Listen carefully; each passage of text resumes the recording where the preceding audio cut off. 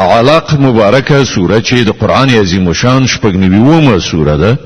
په مکه معظمه کې را نازله شوې ده 19 مبارک آیاتونه لري تلاوت او پښتو ترجمه یې لومړی آیت څخه اوري بسم الله الرحمن الرحیم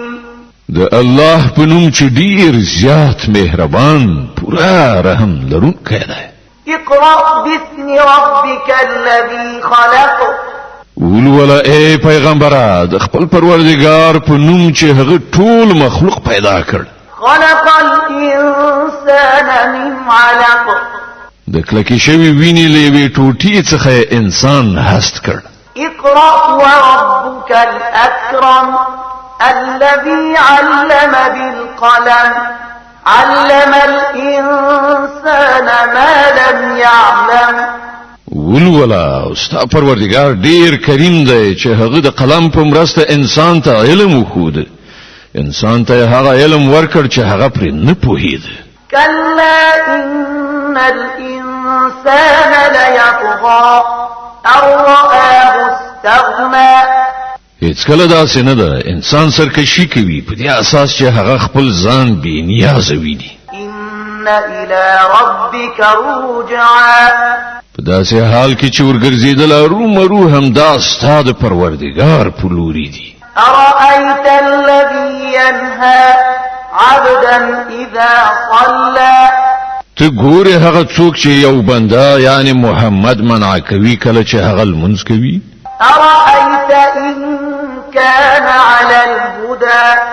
أو أمر بالتقوى ستا څه ګمان دی که هغه بنده په سم لار وي یا د پرهیزګارۍ ښودنه کوي أرأيت إن كذب وتولى ستا څه ګمان دی که دا منع کوونکی شخص حق دروغ ګڼي او مخ واړوي ألم يعلم بأن الله يرى آیا هغه نه پوهیږي چې د دکړه الله ګوري كلا لئن لم ينته لنسفعا بالناصية ناصية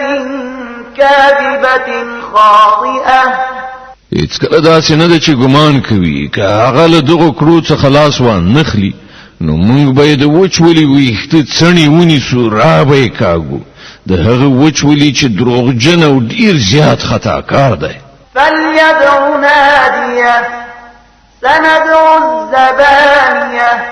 پرېږده هغه د خپل ملاتړ کوونکي ډلې ته بلنه ورکړي موږ به هم د عذاب پرښتې راوغواړو د علق د مبارکې سورې د 19 او آخرنی آیت تلاوت او پښتو ترجمه اوري